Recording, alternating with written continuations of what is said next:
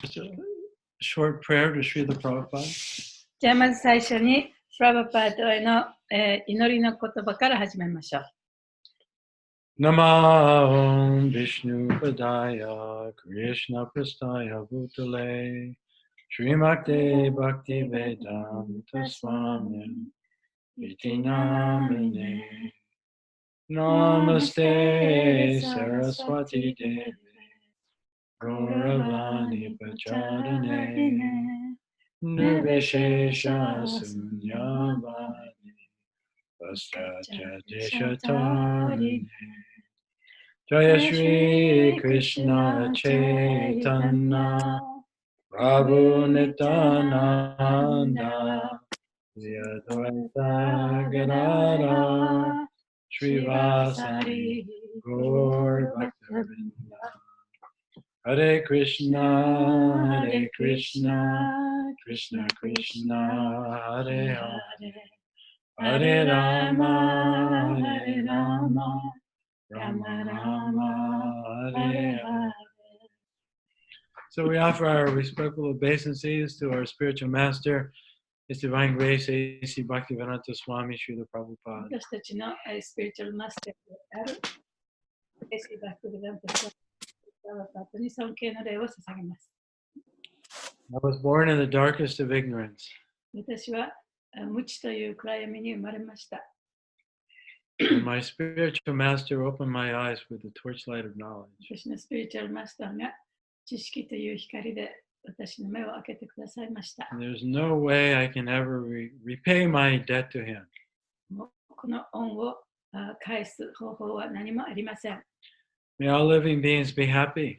すべての生命体が幸せになれますように。May all living beings be liberated. すべての生命体が解放されますように。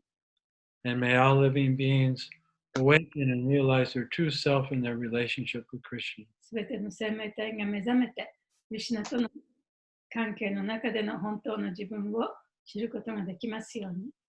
So Srila Prabhupada has given us this Bhagavad Gita as it is. でシュルル・パブパートは私たちにこのあるがままの歌、バガバダギータをくださいました。And we are very grateful to him. でそれに彼に恩があるところですね。So last class was a brief introduction to Bhagavad Gita as it is. でこの前のクラスはバガバダギータあるがままの歌の、紹介のところをやりました。序文のところですね。This class and maybe next class will focus on the first chapter of Bhagavad Gita. で今日またはこの次までちょっと持ち越すかもしれませんけれども、バガバダギータの第1章をやります。And we're using Sutapa Prabhu's Bhagavad Gita companion as part of our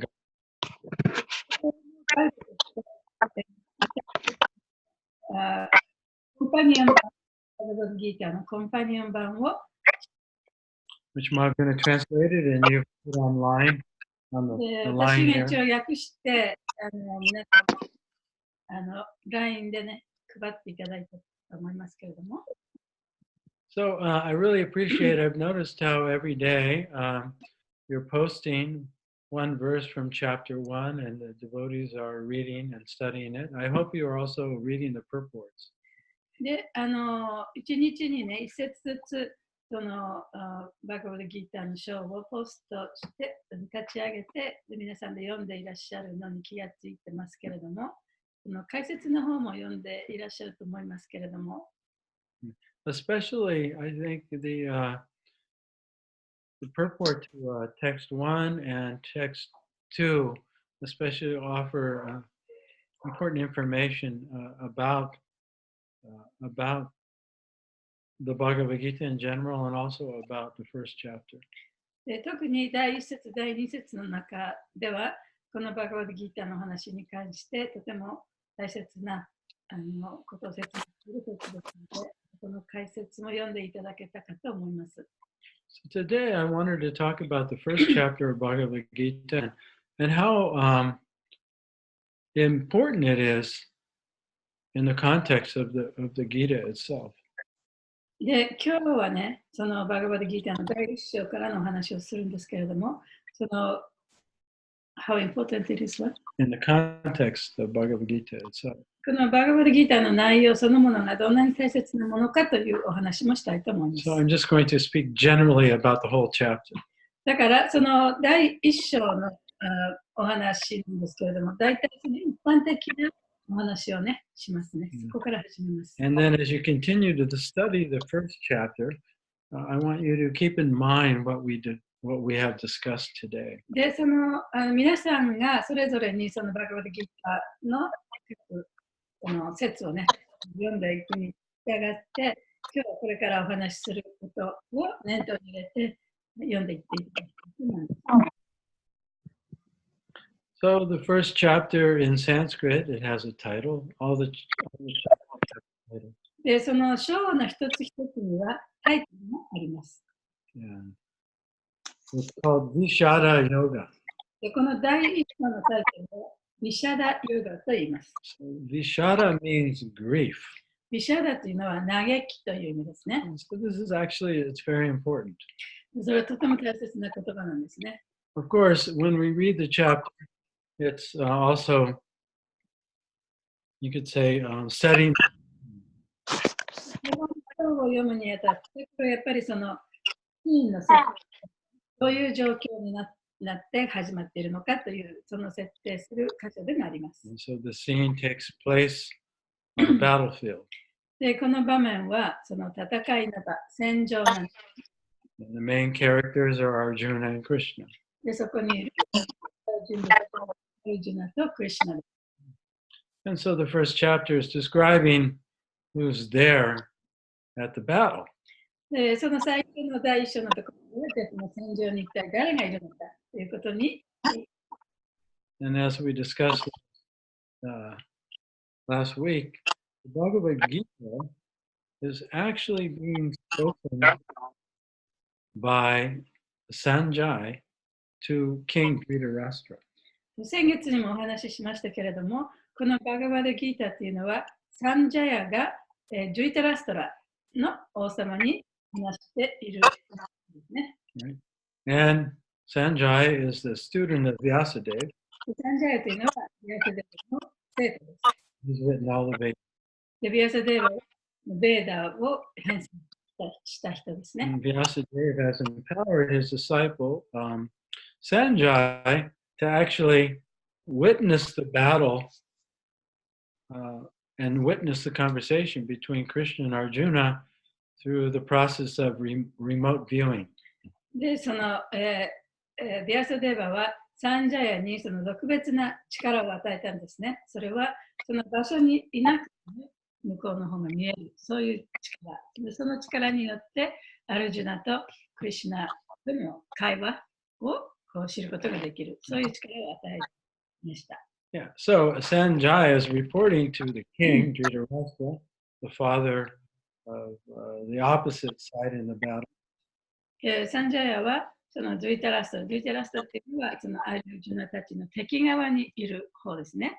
そこのお父さんなんですけれども、彼にこの戦場でどういうことが起こっているかということをレポートしているわけです。So now he's describing the scene. で、今これから彼はその場面をね、話しています。Who's two sides of the battle. で、その戦場のね、両軍はどういう人たちがいるのかという、そういうことを描写してますね。The battle's about to begin. もうまたすぐにね、ここで戦いが始まろうとしている、そういう場面です。So the first part is describing who's there. で、最初の部分は一体誰がそこにいるのかということを話しています。On the king's side, King Dhritarashtra's side, his eldest son is there, Duryodhana. で、そのジュイタラシトラの側の方には彼の息子であるジュリオダナがいます。On the other side is Arjuna and Krishna. で、その相手方にはクリシュナとアルチュナがいるんですね。Now, on Duryodhana's side is Krishna's grandfather. で、ジュリオダナは、クリシュナのおじいさんである。Bhishma Dev. ビーチマデーバがいます。And he's a great general. で、彼はその非常に偉大なる、将軍なんですね。Many of Krishna's friends and other relatives were on the other side. I mean, Arjuna's relatives. で、アルジュナの親族やその友達たちも数多く敵側にいます。I'm sorry, Bhishma is Arjuna's grandfather. Yeah, that's what he said. Okay. So near in the middle of the chapter, Arjuna says to Krishna's driving Arjuna's chariot. で、クリシュナはアルジュナの戦車を見てるわけですね。その中にアルジュナがいるわけ。We talked last week how Krishna actually didn't want to fight. で、この前にもお話ししましたけれども、クリシュナは自分は戦わないと言ってるわけですね。Because he's neutral, he cares about both sides. というのは、クリシュナは両軍の人たちのことをやっぱり思ってるわけですから。Because it's a war within the family. これはね、その家族の中での戦いだからですね。Yeah, cousins, brothers, いとこもいるし、兄弟もいるし、 teachers, 先生もいるし、 friends. 友達もいるし、 They all know each other. みんなそれぞれ知ってる人ばっかり、They're all related, みんなその関係のある人ばっかりがいるわけです。 even though there are hundreds of fighters. で、それでもたくさん何百人ものその兵士がいるんですけど、みんな知ってるわけですね。That's the scene. そういう場面。 And about in the middle, just before the fighting is to begin, Arjuna asked Krishna, who's his chariot driver, please take me in the middle so I can see who's here. それで、その戦いの前に始まろうとしているその時、アルジュナがクリシュナに言うんですね。どうぞこの馬車をね、この両軍の間にこう引いてってください。そこの戦場にいて出るようにそこに引いてってください。ね。So previous to the battle, Krishna made a vow or I won't. で、その戦いに始まる前に、クリシュナが私は戦わないという誓いを立てました。I'm just going to drive Arjuna's chariot, 私はアルジュナの戦車を引くだけだ。but I won't pick up any weapons or fight. 武器を持って戦うことを、ね。In this case, Krishna and Arjuna are just friends. That's their そ relationship. の場合、この人ではそのクリシュナとアルジュナは友達関係にあります。At this point in the battle, Krishna is just acting out of friendship. でこの時点ではクリシュナは友人としてことになったんですね。And so Arjuna asks Krishna, okay, take my chariot in between the two armies so I can look eye to eye to everyone that's here. そしてアルジュナは、ね、この戦車をね、この両軍の真ん中に連れてって引いてって、私はそこで誰がそこに戦わんとしているか、ちゃんと目を見て、ね、確認するから、連れてってって言ったんですね。So as Arjuna is looking over who's actually present, he becomes overwhelmed で、アルジュ with ナが grief. そこで、人を見た友達も見た親戚に、ものすごい悲しみの気持ちに圧倒されてしまいました。Yeah, so this experience of grief that Arjuna is まんちゃんやめて。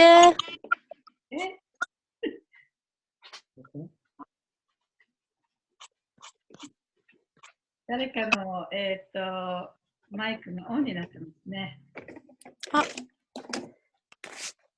すみません、私だ。すみません。That's okay. So, she was probably speaking to her dog. Okay? 大丈夫、大丈夫。So, you could say the most important point in this chapter is that the whole teaching begins first with Arjuna experiencing grief. で、この章で一番大切なところは、このアルジュナの嘆きから全てが始まるというところなんですね。And that's called Vishada. それがビシャダと言われるものです。So, what is grief? じゃあその嘆きというのは何だったんでしょうか？ And why is it important? なぜそれが大切なんでしょうか？ These are the questions we want to discuss today as we study this chapter. で、今日この章を学びまして、その辺のところを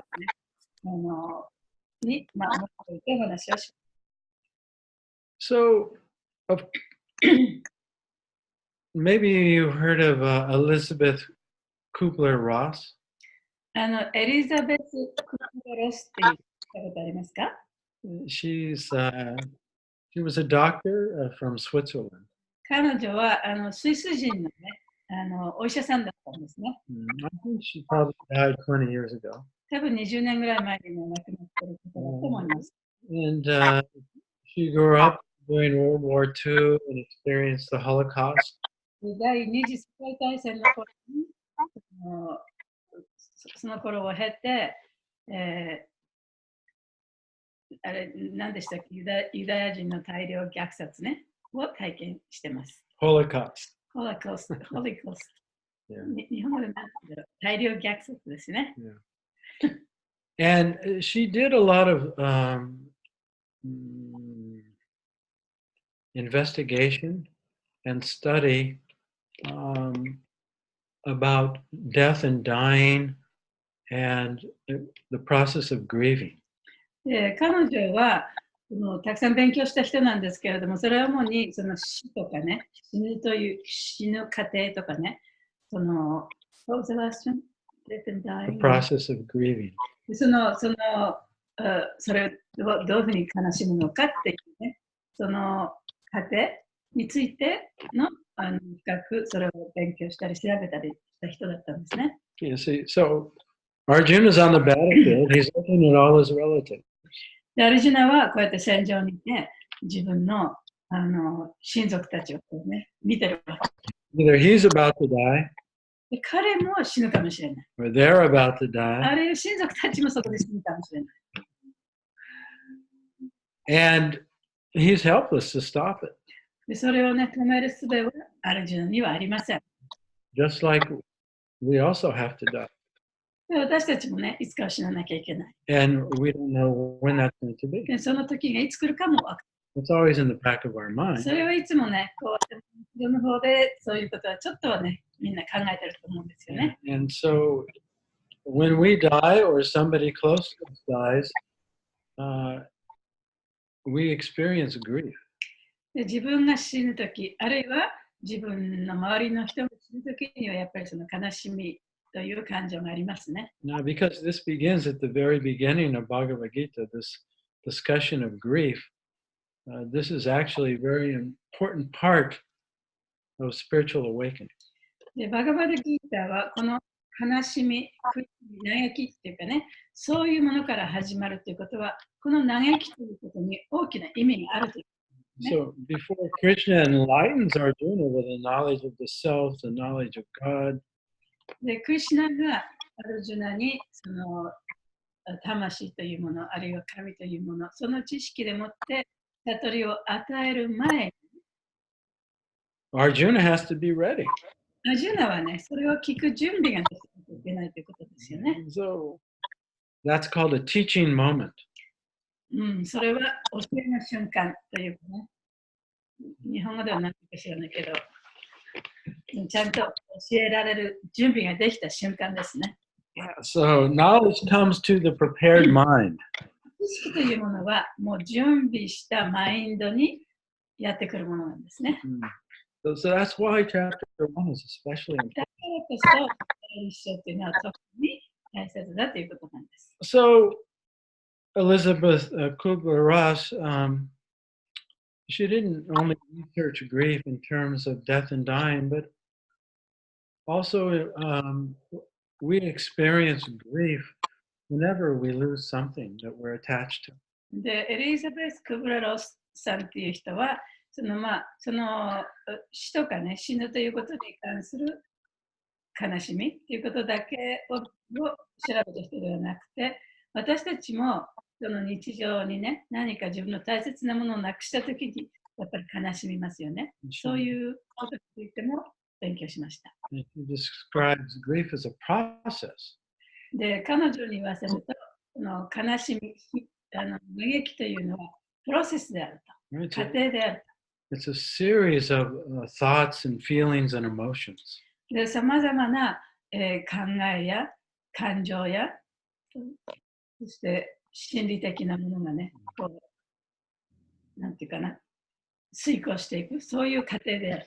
Yeah, so we experience these thoughts, feelings, and emotions not only when someone dies, but whenever we lose something we're attached to. でそういう感情とかね、そういったものは、自分の愛する人が死んだ時だけじゃなくて、自分が大切なものを失った同じような手を踏んでいく。ね。Or actually, we experience grief whenever we don't get what we want or what we don't want. で自分が、ね、欲しいものが手に入らなかった時、あるいは自分が望んでいないのに何か自分の方に望んでいないものが来た時、そういう時にもまた嘆きの感情、あるいは考えというものが出てきます。So I'm going to list the, you could say the aspects of grief. これからその嘆きの側面について少しお話しします。Now, I'd like you to write these down. でそれをちょっとね、皆さんに見てほしい。And then I would like you to pay particular attention to them when you read the end of the first chapter and the beginning of the second chapter. そして、その第1章の最後のところを読んで、第2章の初めのところを読むにあたって、そのことをね、ちょっと念頭に入れて読んでほしいと思います。And then also consider these aspects of grief in terms of your own life. そして、その嘆きの局面というものを自分のその生活、自分の人生に照らし合わせて考えてみます。Okay, so first, when someone dies or when you lose something, まずね、誰かが亡くなった、あるいは何かをなくした、or you go to the doctor あるいは医者に行った、 and they tell you you have cancer. でお医者さんがね、あなたがんですよと。 Or you go into work あるいは仕事を and your boss tells you, 上司が the company's going bankrupt and you no longer have a job. もう会社がね、倒産しなきゃいけないから、もうやっぱりあなたはもうやめてもらわなきゃいけないと上司に言われた。 Right? You lose your job. そうやって仕事をなくしてしまった。 You're about to lose your life. あるいは自分の命もなくなるかもしれない場合。 Or somebody you know that you are attached to is going to die or has died. あるいは自分がその心を寄せてた人、あるいは自分の執着していた人が死ぬかもしれない、あるいは死んだかもしれない。 You'll experience thoughts and feelings and emotions about that. でそういう場面に出くわしたときに、さまざまな考えが浮かんだり、感情が出てきたり、いろんなその感覚があったりするはずですね。First, according to Elizabeth Kubler-Ross, is there'll be experience of denial. で、そのエリザベスさんによると、まず最初に出てくるのはその否定ですね。認めたくないという感情です。It's a disbelief. で信じられないということですね。 What? This can't be happening. こんなことが起こるはずがない。 What? I'm going to die? 私が死ぬなんて。 I'm losing my job? 私が仕事がなくなるなんて。 My mother suddenly died. 私のお母さんが死んでしまった。突然死んでしまった。 I can't believe it. 信じられない。 No, this must be a dream. これは夢かもしれない。 This is the reaction. This is universal. それはね、もう世界共通の反応なんです The ね。 universal human experience. 人間のその体験ですね。誰もが体験することです。 Nice. Doesn't matter you're in Japan or China 日本 or でも中 India 国 or でもインドで America. もアメリカでも同じような、誰もが同じような体験をし It's ま a す。 universal human experience. Next is anger. そして次に怒りが出てきます。 We may feel angry. でそこですごくね、怒るかもしれない。 And then the next is bargaining. でその後でバーゲンするかもしれない。 God, バーゲンっていうのはそう取引です、ね。 if I do this, this, and that, let me live a little longer. 神様は私はこれとこれとこれをこうやりますから、もう少し生きさせてください。Or we might be angry at God. あるいは神に対して怒りを感じる How could you do this to me? なんでこんなことを Why did you let him die? なんで彼を Why did I lose my job? なんで自分の仕事がなくなってし It's ま your ったの fault. か神様あなたの責任です。 Yeah. But if I'm a good boy, でも私がもしいい人だったら maybe I won't have to die. 死ななくてもいいかもしれない。 You can bring this person back to life. あるいはこの死んだ人をまた生き返らせることができるかもしれない。 Kind of a bargaining. そういう取引をするんですね。 And then next, nothing's working. 次に、そういういろんなことを発表したけど、何もうまくいかない。 Arjuna had many arguments. アルジュナにもいろいろな議論があったんです。 We shouldn't fight because of this or that. で、この私たちは戦うべきじゃない、これこういう理由があるから戦ってはいけないというようなことがいっぱいあったんですね。 No matter how much he bargained, ね、どんなに彼がそういう取引をしても、 he came to a point where he saw, I don't know what to do. もう会う時点にね、もういろいろ考えたりやったりしたけれども、どうしようもない。 I そ feel ういうところ helpless. まで来てしまった。どうしていいかわからない。 I don't want this to happen, もうこういうことが起こってほしくないけれども、 but I can't stop it from でもこれ happening. を止めることはできないという点まで来ちゃったんですね。 And then we become hopeless そこでもう絶望してしまうわけで or す。 depression. であるいはうつ状態になるわけ We です、ね。 lose hope. でも希望がなくなる。 That's the fourth aspect. それが4つ目の局面です。 The fifth is acceptance. で、5番目になって初めてそれを受け入れることができるよう Now, になりま this す、 is ね。 not a linear process. Linear？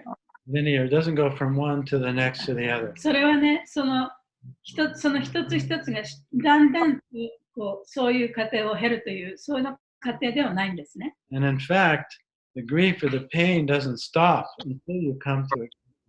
で、その嘆きの痛みというのは、苦しみ、悲しみ、痛みというのは、それを受け入れるまで、その痛みは止まることはありません。 Right? Something may have happened to you in your life. 例えば自分の人生に何かが起こったとしますよね。 Somebody did something to hurt you, で、誰かに傷つけられた。 or someone died and you couldn't accept it, で、誰かが死んだ。そのことに対して自分を受け入れることができなかった。 or you couldn't accept what they did. あるいは相手の人が自分に何かやったことを受け入れることができなかった。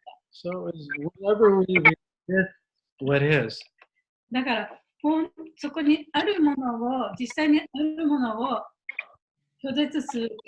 それを拒絶ずっとし続ければ、 when we don't accept what is, でそれが本当にそうだということを受け入れなければ、 we suffer. できるんですね。 We feel pain. で、そこで痛みもついてきます。 It can be something small or something. で、ほんの小さなことかもしれないし、ものすごく大きなことかもしれない。 So as you're reading this Bhagavad Gita, you can consider your own grief. でバガバッドギーターを読むにあたってね、その自分の悩みをちょっと考えてほしいと思います。 What has happened in your life? あなたのその人生の中でどんなことも Things you did, あなたがやったかもしれないこと、 things other people did 他の人があなたに対してやったかもしれないこ that you could not accept. と。で、それに対して自分がそれを受け入れることができなかった。そういうこと。 That you had no control over. で、それは自分はそれをどうしようもないこと、自分がどうしようもないことですよね。 That you couldn't change. それを変えることができないこと。 That you're still resisting. でもそのことを考えると、まだまだ心の底でどこか拒んでいる。 Sometimes you can't believe it happened. でそんなことが起こったなんて、いまだに考える。 Denial. それが否定ですね。 You're still angry it happened. それが起こったということに対して、いまだに起こってる。 You're still looking for a way to make it so it didn't happen. で、あたかもそういうことが起きなかったというようなその言い訳を考えてる。 That's bargaining. それがバーゲン、取引ですね。 At times you just feel hopeless. でもそういうことがいろいろあるうちで、その絶望的になってしまった。 See, Arjuna ultimately he comes to a point where he feels hopeless. で、アルジュナはその絶望という点まで来てるんですね。Of もう course, this is the point where he asks for help. そしてその点でもって初めて助けを求めた。 So actually, when we become hopeless and ask God for help, that we're ready for help. で絶望的になって神に助けを求めたときに、私たちはその助けを受け取る準備ができたということになります。In a wider context, でその広い目で見ると、for a spiritual practitioner, for a spiritual practitioner, その精神的な病をしている人たちにとって、for one who's on the path of awakening, その目覚めという道をね、歩んでいる人たちにとって、as you look back on your life, 自分の人生をやってみたときに、you may begin to look at your life differently than when you were struggling and resisting. でその自分の人生の中でその大変だった時のこと、苦しんでいる時のことを見返した時にね、違う目で見ることができるかも。We can see that everything that's happened in life 自分の人生の中で起こったことというものすべて has been orchestrated by God to help us awaken. 神によってそれはなされたことであり、その目覚めに私たちを連れて行ってくれるためのものであった。Awaken from what? 何から目覚めるんでしょうか。 Awaken from a dream. それは夢から目覚めるんですね。What is the dream? じゃあその夢っていうのはどういうものでしょうか。 That I am this human personality. それはその夢というのは自分はそのこういう人だという、そういう夢です。I am this mind and body. 私はこのマインドであり、この体であるという、そういう夢です。What is the reality? じゃあ本当の現実というものは何でしょうか。 The spiritual reality is that I'm an eternal being. 精神的な現実というのは、私は永遠な存在だった。I'm eternally part of God. で永遠に神である。 But I'm dreaming that I'm a temporary material person. でも私は夢の中では一時的な人間だと思っているわけですね。I'm dreaming that I have to die. で、自分は死ななきゃいけないというふうに夢見てるだけです。夢の中でそういうふうに思ってるだけです。 And that everybody I know has to die. そして自分が知ってる人もみんなね、いつかは死ななきゃいけないというふうに夢の中で思ってるわけですね。And it's this grieving is a very important part of the awakening process. だからこの悲しみっていうのはね、その目覚めにとって非常に大切なポイントです。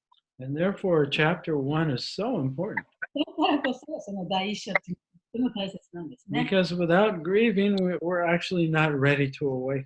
この嘆くことなく目覚めに達することはとても難しいからです。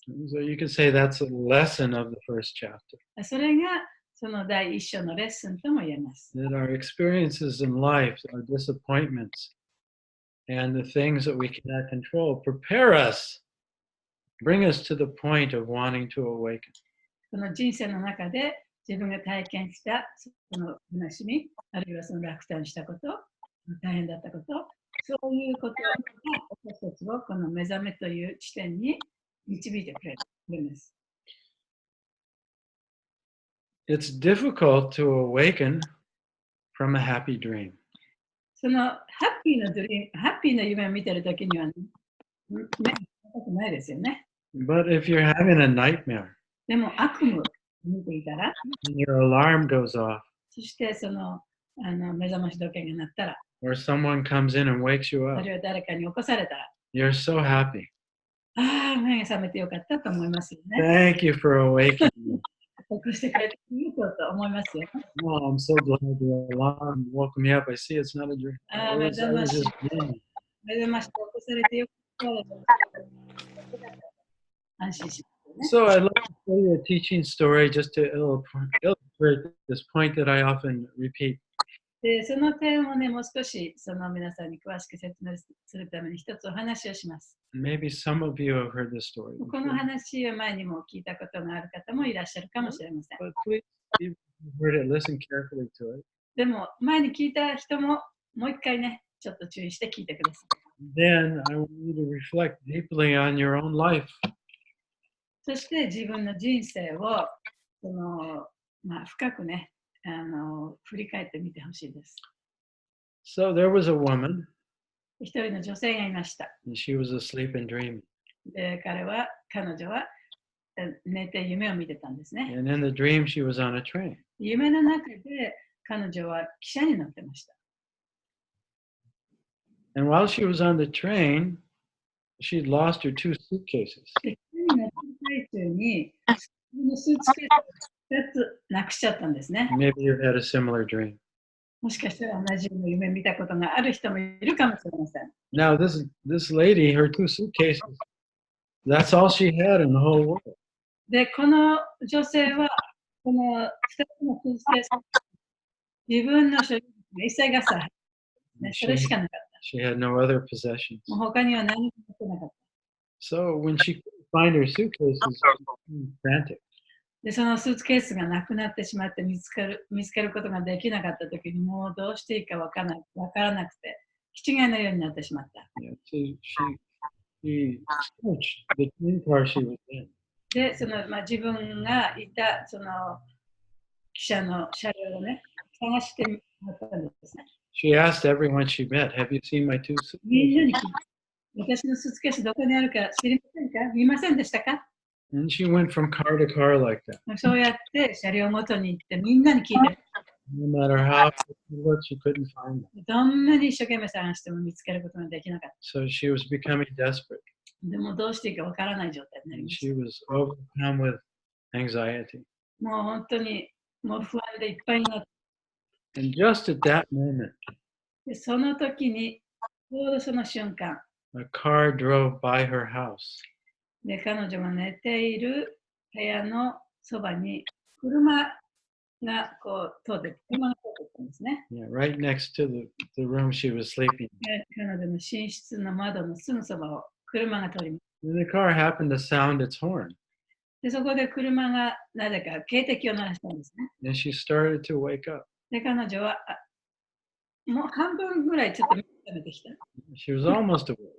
もうほとんど目が覚めるかなっていう状態だったんですね。 And she remembered the suitcases. でもそこで彼女は、あのスーツケースどうしたんだろうって思い出したわけ She です。 thought, I haven't found my suitcases yet, so I can't wake up. まだスーツケース見つかってないからね、今目が覚めてくると思ったわけです。 So she was about to go back into the dream. でそうやってまた眠りに入ろうとしました。 But then she thought, でそこで考えたんですね。 if I can just wake up, 今自分がここで目が覚ますことができれば、 then I'm not on a train, で私はもう汽車に乗ってることもないし、 and I haven't lost my 2スー suitcases. ツケース、この2つのスーツケースをなくしたなんてこともないんだ。 So then at that point, she chose to wake up. で、その時に初めて、じゃあ目を覚まそうっていうふうに思ったんですね。 So this story actually reflects our own situation and Arjuna's situation. で、このお話は私たち自身のその状況も説明していますし、アルジュナが置かれた状況も説明しています。 We came into this life as little children. 私たちはこの生活の中に小さな子供として生まれてきました。 Of course, we're coming from a previous life もちろん前世を経ているんですけれども、 with unfulfilled desires その前世には満たされない、望みがたくさんあった。 and disappointments. さまざまな落胆することもたくさんあった。 Then we're born again. そしてまた生まれてきたわけですね。 And nobody's really there for us. でそこには本当に自分のためだけにいる人っていうのはいなかった。 Yeah, our parents are also unhappy and unfulfilled. で私たちの両親もまたあまり幸せではないし、彼らの望みもまたあまり満たされない状態で私たちがそこに生まれてきたわけですよね。 They also are spiritually asleep. そして両親もまたその精神的には眠っていた状態と同じです。 And even though our parents do our best, もちろん両親もね、最善を尽くしてくれましたけれども、 they're not able to give us the love and acceptance that we really need. 私たちが本当に望んでいる愛とその重要というか、その受け入れてくれることをすることができなかった。 We're not allowed to be ourselves. で私たちもね、その本当に自分が好きなように振る舞うことも許されなかった。We're not allowed to fully express. 本当に完璧に自分自身を表すこともできなかった。Right? The children are told, sit down and shut up. 子供はね、ちゃんとそこに座っておとなしくしてなさいっていうふうに言われて育ってきますよね。Don't bother me. 親のこと邪魔しちゃいけないよと。Just sit in front of the TV. ほら、テレビの前に座って。Now I'll give you a cell phone. You can just put that. 今、携帯あげるから、携帯見ながらね、そこおとなしくしてなさいと。Yeah, but don't bother me. でも、私にいろいろ言わないで、私の邪魔をしないで。So in this way, we can't express ourselves. We're told to be quiet, and we don't actually receive love. でそうやって自分の言いたいことも言えない。自分がやりたいこともできない。そしてそういう状態の中で本当に自分が必要としている愛を受けることもできませんでした。That's the best case scenario. それは一番いい状態とも言えますけど。But many kids, and you may fall into that category, are used and abused by parents and by other significant authority figures. それだけじゃなくてね、その親にいじめられたり、あるいはその友達にいじめられたり、あるいは大きくなって自分より上の人にいじめられたりする状態もたくさんあるわけですよね。Some parents are alcoholics or sexual abusers. その両親がね、アル中だったり、性的虐待を子供に強いたりという場合もあります。The point is, as children, we don't receive the love and acceptance that we need. 私が言っているのは、子供というのは本当に自分が必要としている愛、そしてその教育というものを受けないで大きくなっている、ね。And that becomes our two suitcases. そしてそれが私たちにとっての2つのスーツケースになってしまうわけです。We're looking to others for love and approval. で、私たちは他のところにその自分に対する愛、あるいはその受け入れてもらうこと、あるいはそういうものを求めてしまうわけです。We're searching in the dream for love, acceptance, and approval. でそうやって夢の中で愛やその許されることや、受け入れることっていうものを夢の中で話し始めてるんですね。We won't let go. それを手放すことができない。Until we find them, we say, I'm not going to wake up. でそれを手に入れるまで目を覚めることもできない。But here's the catch-22. でもそこでニッチもサッチもいかない状態になっちゃうんですね。We'll never find what we're looking for in the dream. 夢の中では自分が探し求めているものを絶対に見つけることができる。It's not until we awaken from the dream that we realize I was dreaming. で夢から覚めて、自分は夢を見てたのか、というふうに分かるので、手に入れることができる。It's not until we awaken from the dream that we realize that we're searching for something in the past that we didn't get. で夢から目覚めるまでね、私たちが求めているのは、その過去でもって自分に入らなかったものを求めてるんだっていうことも分からない。And as long as that search continues, we can't awaken. でそれを求めるっていうことが続く限り、目を覚ますこともできない。So we all have to come to that point. だからその時点までね、なんとか達さなきゃいけないんですね。That I haven't found what I wanted in the dream. 夢の中では自分が求めているものを手に入れることができない。Life after life. もういくつもの生と死を繰り返しても手に入らなかった。So what's happened here to Arjuna? じゃあ、ここでアルジュナに起こったことは、You'll see at the end of the chapter. この章の最後のところで、分かりますけれども、He cannot find a way to resolve it. その自分のその苦しみを解決する方法が見つからなかった。He's depressed. そこでうつ状態になってい He る。 feels hopeless.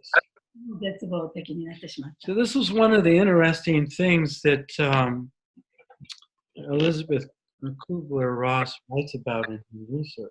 で、そのエリザベス・クブラ・ロスさんが彼女のリサーチの中で書いたとても面白い点なんですね。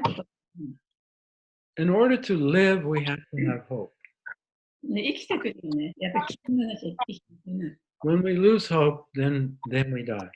希望をなくすと、そこで死んでしまう。Even the people that are dying, でたとえその死の過程になる人であっても、as long as they have hope, they're still holding on. Most of them don't die. そういう死にそうな人でも希望がある限り簡単には死なないんですね。 But when they lose hope, then they die. でもその希望をなくなると簡単に死んでしまいます。 So the hope is always there when we're alive. だから自分が生きてる時にはね、その希望というものはそこにあります。And if the hope disappears, then we don't want it. でも希望がなくなるともう生きていきたくない、生き続けたくない。Yeah. So Arjuna, up until now, his purpose, or his reason for living, you could say, was to enjoy with his family. で、アルジュナはね、この地点まではね、その自分の生きる目的と家族と共にね、幸せに暮らしていくっていうことが目的だったわけですね。And now that's all about to disappear. でもそれが、ところで消え So he's become hopeless. で、そこでもって希望がなくなったわけですね。 In fact, he says, just let them kill me. でも実際ね、彼はね、もう彼らに殺されてもいいと。 That's the best way. でもそれがもう一番いい方に違いないと。 But that's no way either. でもそれはそのいい方法でも何でもないんですね。 So now he's ready to hear from Krishna about awakening from the dream. だからこそここでもってアルジュナがじゃあこの夢から目覚めるにはどうしたらいいかというその方法をね、クリシュナに行く準備ができたわけです。 And he's going to have a different life purpose. そしてそこでもってアルジュナは今度は違ったね、人生の目的を持つようになるんですね。 So this is also very important それはとても大切なことです。 that in order to live, we have to have a purpose. That's where we get our hope. で生きるためにはやっぱり目的がなきゃいけない。その目的があるからこそ希望があるんですね。 Now, if your purpose in life is just to enjoy the family and your family, then you're bound to suffer because that's going to end. でも、もし自分のね、その目的がこの物質世界でもって自分の家族や友達と楽しく生きるっていうことだけだったらね、それは長続きしませんね。というのは、家族も友達もいつか死ななきゃいけない。 So Bhagavad Gita also is about coming to a higher purpose in life. で、バーバーギータっていうのは、そのより高い目的を手に入れるという、そういうことも説明してます。 Yeah, so here's another question to ask yourself. で、ここでもう一つね、自分に聞かなければいけないのがあります。 What is my raison d'etre? ん That's French. Raison d'etre. レーゾンデトロというフランス語だそうです。 Yeah. What is my reason for living? で、私の生きる目的は何だろうか。生きる理由は何だろうか。 Is it just for some temporary thing that I can't hold on to? で、一時的なものであって、自分には絶対ね、その長く続かないもの、それをしっかり持っていることのために生きるんだろうか。 Or is it to awaken? では、その目覚めるために生きるんだろ So, temporary goals you're excited about when you know everything is. う。で、そのいろんなね、一時的なものだっていうことが分かればね、それに執着してしがみついてるものをその目的とするっていうのはとてもちょっとあまりね、ちょっと難しいですよね。So, we'll see the sequence here of Bhagavad Gita is first, Arjuna loses hope. だからそのギータの順番とね、まずそのアルジュナが絶望的になることなんですね。希望を失ってしまう。 And he's suffering, でそこで苦しむわけです。 denial, そして否定するわけです。 anger. 怒るわけで He's bargaining. す。そこで取引をするわ Now け he's depressed and hopeless. です。で、今度はもうそのうつ状態になって、絶望的になるわけです。 But now he's also he needs to go through this in order to awaken to his real purpose. でもそこでもって初めて自分の本当の目的を手に入れるためにこのをやっぱり言わなきゃいけなかったんですね。which is to discover his true self. でその新しい目的は何かというと、本当の自分を見つけることで。And his relationship with Krishna, the source of life. それはその命の源であるクリシュナとの関係の中での本当の自分ですね。So then we see that all of our suffering in this life is purposeful. で、そういうふうに見れば、この人生での全ての苦しみ、悲しみというものは、ちゃんと目的があったんだ、意味があったんだということがわかります。Because it brings us to the point of self-discovery where we reach the end of all suffering. そしてそれはなぜかというと、それはその全ての苦しみの終わりであるね、そのところまで自分を連れてってくるからです。Yeah, we've been in a horrible dream. 私たちはそういう非常に、ね、悪い夢の中にずっと眠ってた。それをずっと見続けてた。Yeah, but it's the horribleness of the dream that has prepared us to awaken from that しか dream. し、その夢が悪ければ悪いほど、私たちが目覚める準備ができたということですね。So once that occurs, then we can look back on our life instead of regret or disappointment. We look upon everything in our life with gratitude. そうすると、その自分の人生を振り返ったときにね、自分が落胆したり、がっかりしたり、あるいは後悔したりしたことも、それは、we look upon what has happened in our life with gratitude. そういうことがね、自分に起こったということに対して、感謝の目で見ることができる。Unless that happened, I probably would still be sleeping. そういうことがなければ、自分の持っている状態にいたかもしれない。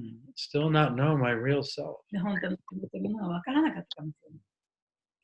So anyway, we see, so chapter 1 is about grieving and how that is preparation for awakening. チャプター1というのはその嘆きということ、そしてそれが目覚めの準備であるということを学ぶことができます。You can look at it this way, that Krishna is about to plant the seed of knowledge in the heart of Arjuna. で、クリシュナは知識の種をアルジュナにまさに植え付けようとするその瞬間なんですね。Now, of course, the seed is very important.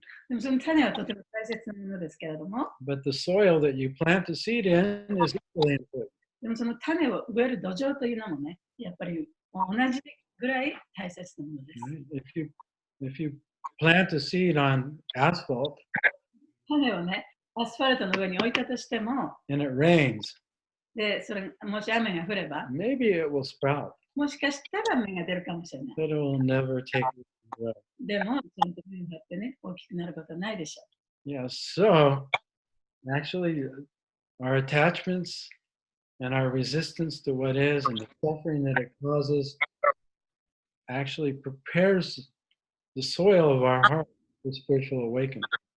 で、その私たちの執着や、あるいはその自分に起こったこと、そういうものに対するその拒否感ね、そういうものを拒んでしまうこと、そういうことを、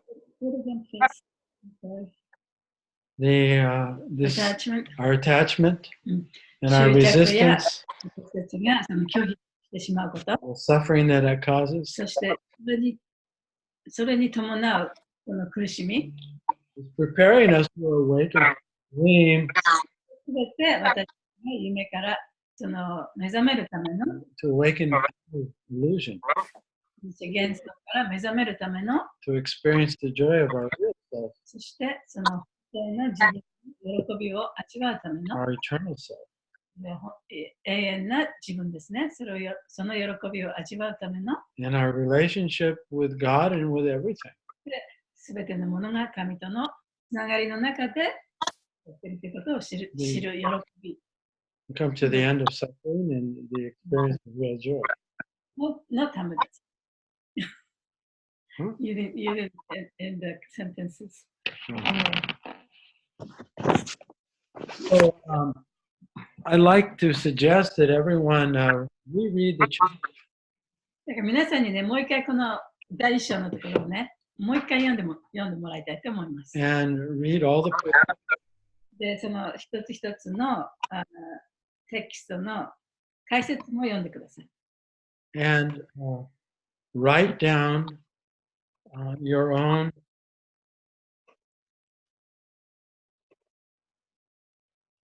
experiences of grief in this life.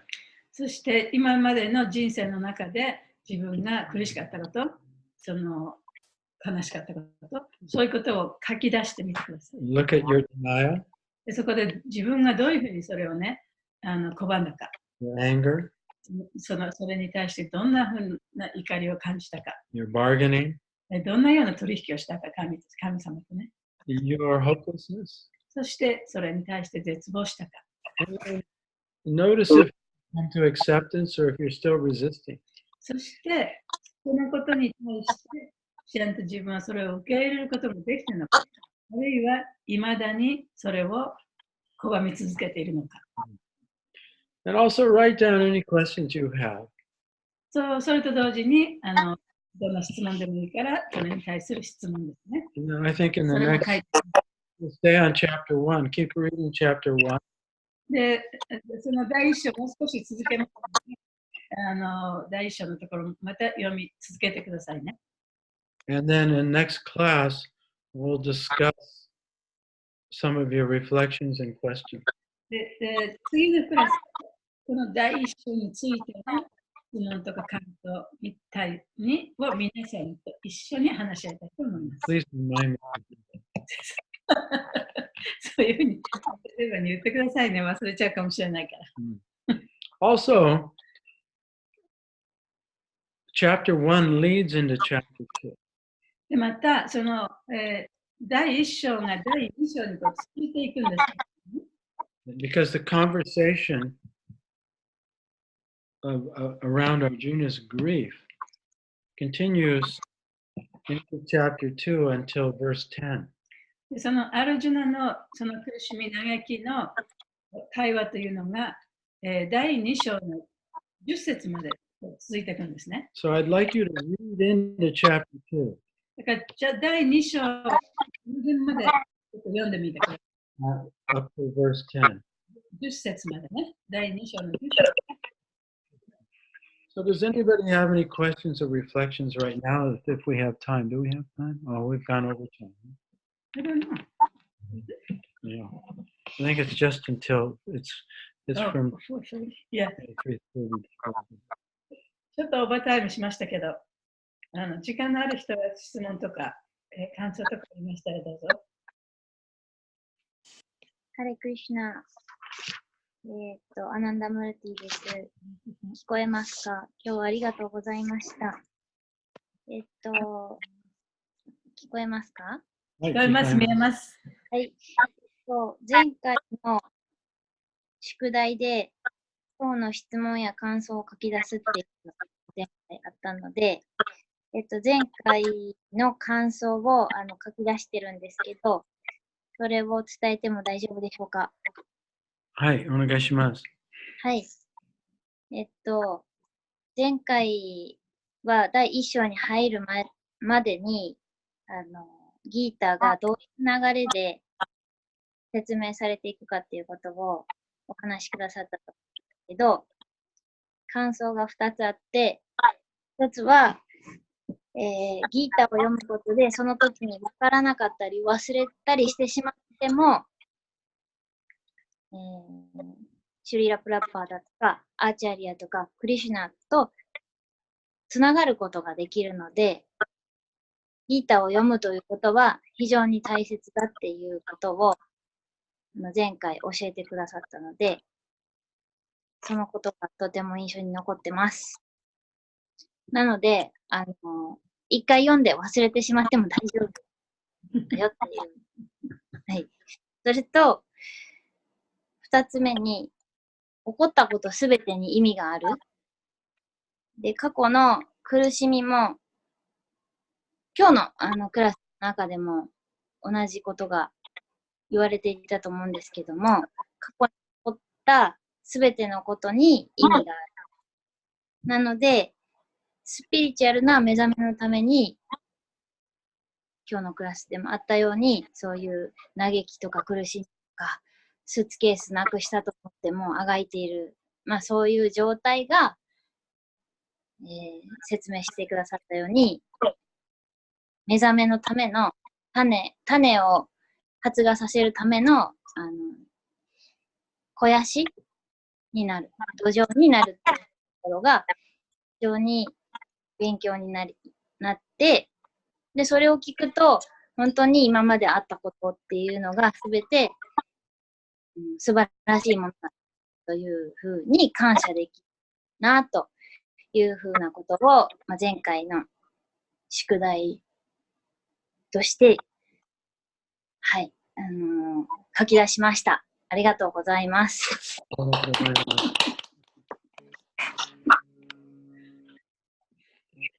やった。Anyone else? 他にありますか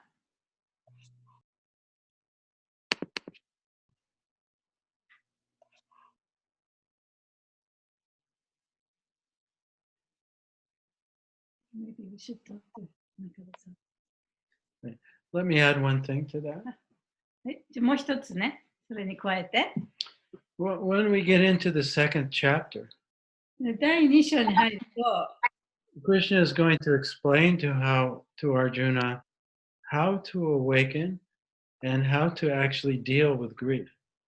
で、クリシュナはその中で、どういうふうにその苦しみ、悲しみから抜け出すことができるのか。で、how to 何？deal with our grief. その苦しみとどういうふうにそれに対処していったか。Or how to come to acceptance. そしてそれをどういうふうに受け入れることができるのかということを説明します。So right now I'm asking you to look at the places where maybe you're still grieving or still stuck in your story. で今だから皆さんに考えていただきたいのは、その自分の人生の中で起こった苦しいこと、あるいは悲しいこと、そのことを考えたときに、今で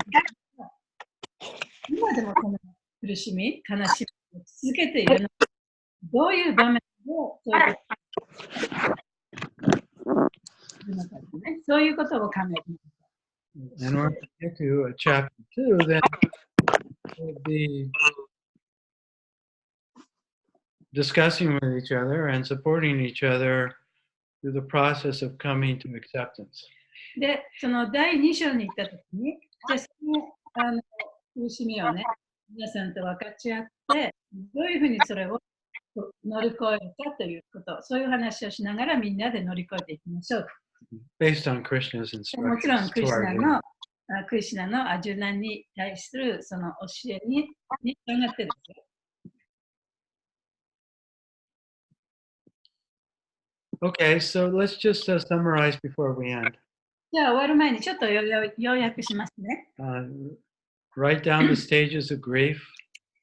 じゃあその自分が置かれているその嘆きのステージ、どのような状態に自分はその中でいるのかということを書いてもらいたい。書き出してもらいたい。I didn't say it. Thank you. Yeah. それを考えて書き出してください。Right. はい、And just look at it as your story. もう自分のストーリーとしてね、見ればいいわけです。And where you're still caught in your で story. 自分はそのストーリーの中でどの場面で立ち止まってしまっているかということに気づいてほしいと思います。Where there's still resistance. まだそこにそれを何とかしようと拒絶している自分がいるのか、これは一体どこなのか。Which means wishing it was different. それはこうじゃなかったらよかったのになとかって思っている場所があるのか。Still judging yourself. あるいはもし自分がこんなことしなかったらよかったのにと思ってる自分をね、そうやってジャッジしている場所があるのか。Still blaming yourself. あるいは自分のせいにしているところがあるのか。Blaming others. 他の人のせいにしている場所があるのか。This is how we stay lost in the story and lost in the dream. そうやってその自分のマインドの中に自分を見失うのは、こういう過程がぐるぐる回って見失っているわけですね。で、それが見失っているということは、夢の中にということにもなります。And then notice from text 28 to the end of the chapter, how Arjuna is grieving. そしてその28節から最後のところまで、ね、この第1章の、ね、ところでアルジュナがどのように嘆いているのかということに気づいてもらいたい。Look at his denial. そして彼がどういうふうにいろんなことを否定しているのか。Look at his anger. どんなふうに怒っているのか。Or frustration. どんなふうにその不安を募らせているのか。Look at his bargaining, his arguments. でどうやってその彼はその取引の口論をしているのか。And look at his hopelessness. そして最終的に絶望的にどういうふうになっていったのか。His depression. で彼はどういうふうにしてそのうつ状態に陥っていくのか。その辺のところ読んで気がついてほしいと思います。Yeah, so next class we'll focus on the last few verses of chapter 1 and we'll start to go into chapter 2, those first 10 verses. で、次のクラスではその第1章の最後のところですね。最後の方の節と、それから第2章の10節ぐらいまでね、そこまで行きたいと思います。And since we have this meeting once a month, try and read 2 or 3 verses and purports a day. で、このクラスはね、1ヶ月に1回しかありませんのでね、1日に2節でもいいですけど、節とそれから解説の方もね、一緒に読んでみてください。Okay, thank you. And thank you especially Kairava for organizing this. ありがとうございます。特にカイラブさん、これをオーガナイズしてくださってありがとうございます。And everyone for your participation. It's so encouraging. で、皆さんがこうやって参加してくださったこともとても励みになります。And we'd like to hear others' reflections also next time. で、次の時はね、他の人の感想もぜひ聞きたいと思います。Next class will be a little more interactive, I hope. で、クラスはもう少しね、皆さんと話し合いを進めていきたいと思っています。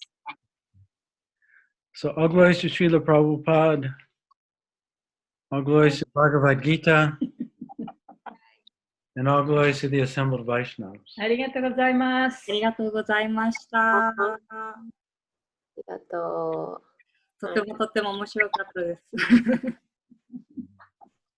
はい、じゃあ中田さんいらっしゃいますか？あ、中田さんいます。中田さん、どうぞ。聞いてつらい。ス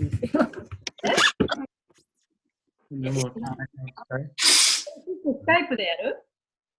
そうですね。この後じゃあ、LINE とか、なんかスカイプとかで中田さんの質問。LINE でもいいよ。LINE なんかでもビデオできない。あ、そっか。LINE でもいいよね。じゃあ、LINE で、はい。中田さんの質問聞くそうです。他の方もなんか感想言いたそうですが。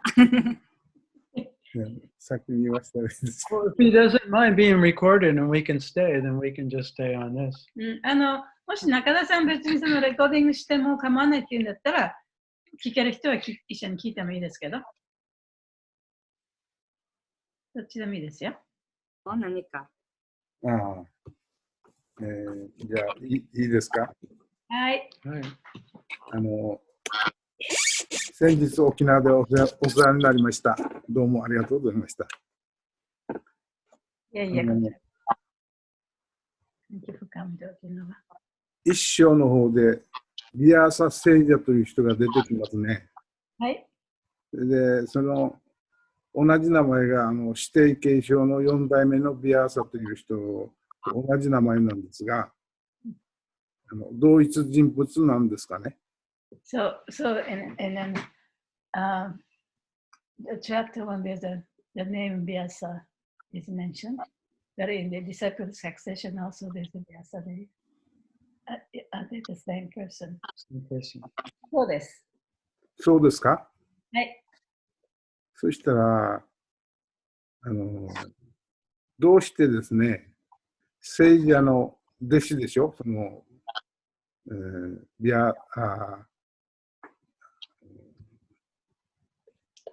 サンジャヤさんね。はいはい。それで、ドリドリタラシトラの秘書になったわけですね。で、そのドリタラシトラという人は非常に悪い人だったんでしょ。それが、その悪い人の秘書、どうして秘書になったんですか、聖者の弟子が。So he was the secretary of Vyasadeva. Such a great personality became the secretary of Dhritarashtra, who is a demoniac person. Why he became his secretary? Well, he's an advisor to the king. で、サムジャヤさんという人は王様のあれなんて日本語でなんていうかわからないけど、王様に意見を言う人ね。秘書ですね、秘書。ですけれども、王様にいろんな意見を提言する人。日本語で言うと老中みたいな人じゃないですか。こ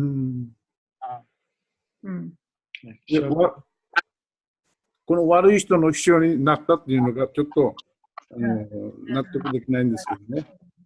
You're the bad person. Yeah. Well, first we have to look at Bhagavad Gita in the larger context. でまずね、そのバガバドギータっていうのをちょっと大きな目で見ていただきたいと思います。The whole purpose of this, of all the participants, you could say like they're actors on stage. で、そのバガバドギータの中に出てくる人はね、その劇場の役者みたいなもんだった。So that Krishna can give the teaching で、 to その中 humanity of で awakening. クリシュナがその人類のためにその目覚めの知識を与えるという、そういう、劇みたいなもの。So we have to understand it from that perspective.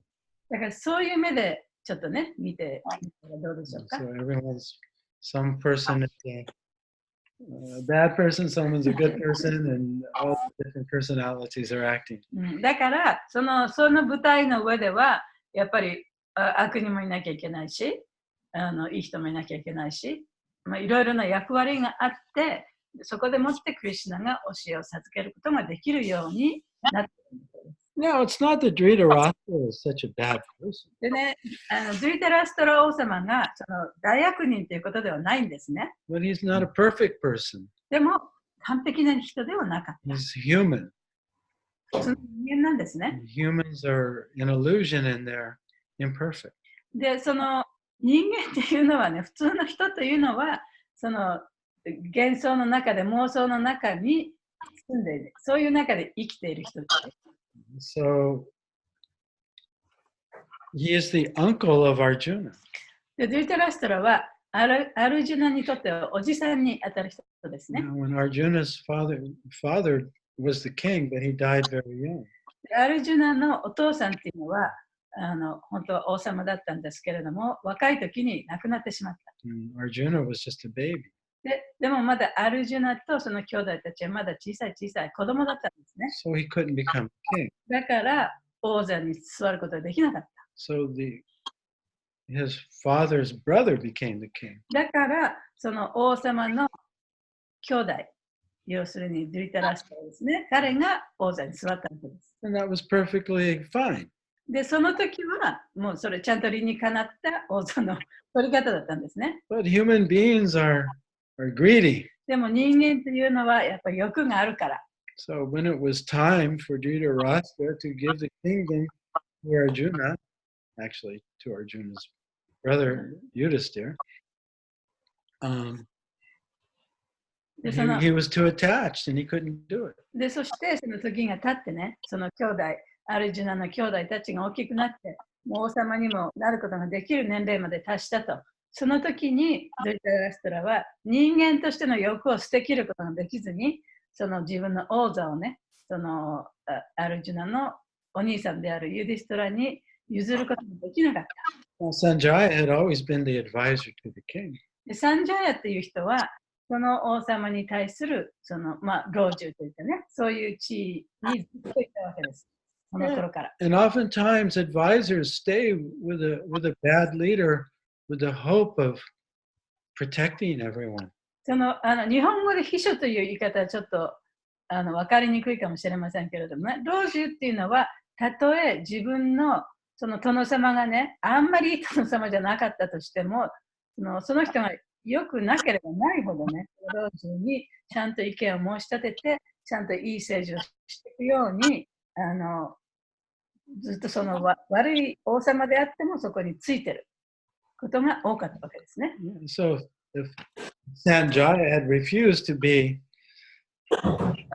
an advisor when Dhritarashtra made a bad decision, that wouldn't have helped the situation. でもしね、そのドゥリタラストラがそこでね、もう自分はこの王座は誰にもやらないと、自分の子供にやるから、アルジュナたちにやらないという、そういう決断を下したときにね、この王様も悪い王様だから、私はもう秘書になりませんと。サムジャヤが出てったとしたら、それは彼は義務を全うしてないということですね。その王様の助けにもならない。ひいてはその国のためにも良くない。だから彼はその秘書であり続けたわけです。But no, he stayed the advisor. And now he's going, or Dhritarashtra is also going to become enlightened by hearing Bhagavad Gita. そして、その最終的にはね、そのドゥリタラストラ、悪い王様もサムジャヤによってレポートされたこのバガバドギータを聞くことによって解放にまで最終的には達することになるんですね。Yeah, so after the battle, actually, Dhritarashtra is not killed because he's not there. だからそのドゥリタラストラっていうのはそのメクラの王様でしたからね、戦場にはいなかったわけですよ。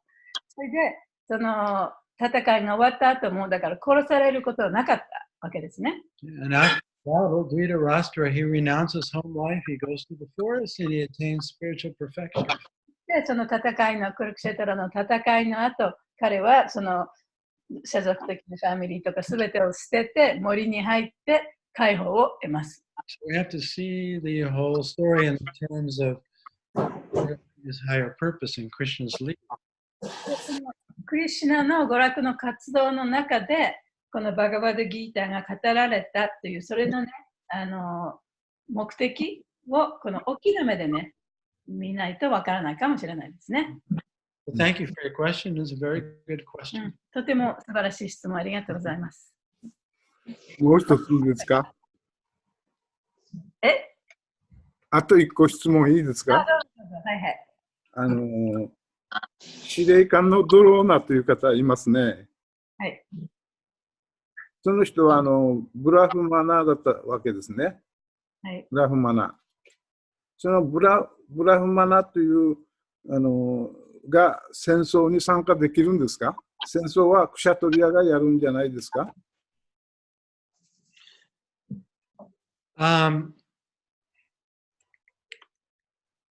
？In an emergency situation, sometimes people change their ashram, I mean their varna. その非常事態においてはね、その彼らのその階級を変えることがあります。And the technical rule is that you can go from a higher position to a lower position. You cannot go from a lower position to a higher position. その規則としてね、そのより高い地位から低い地位に、低い階級になって、そこの義務を果たすことができるけれども、低い階級の人が高い階級になって、そこの義務を果たすことはできない。そういうルールもあります。So Kshatriyas don't become Brahmins, but sometimes Brahmins function as Kshatriyas. クシャトリアがブラマンになることはありませんけれども、ブラマンがカシャトリアになることもあります。And Vaishyas don't function as Kshatriyas, but sometimes Kshatriyas will function as Vaishyas. で、バイシャがクシャトリアになることはありませんけれども、クシャトリアがバイシャになることもあります。And Sudras don't become Vaishyas, but sometimes Vaishyas become Sudras. で、スージョラのバイシャになることはないですけれども、バイシャがスージョラになることもあります。But that's in the strict Vedic culture. でもそれはその非常に厳格なベーダスのその文化の階級制度にのっとってのことですよね。And in the Kali Yuga, it's all become degraded. で、カリユガの中ではそれがすべてもう堕落してますので、Did that answer his question? それ質問の答えになってますか？今の答えで大丈夫ですか？はい、わかりました。もう私だけしたら。いや、後でえ残りの質問します。そうだね。まあ、他の人にもそうないとなんか出てたでし中田さん、あれですよ。はいもしよければ、ょ。はい。日本語で E メールとか書いてくだされば、私、訳しますので、書くと。飲んでもいいですよ。たくさんあるようでしたら。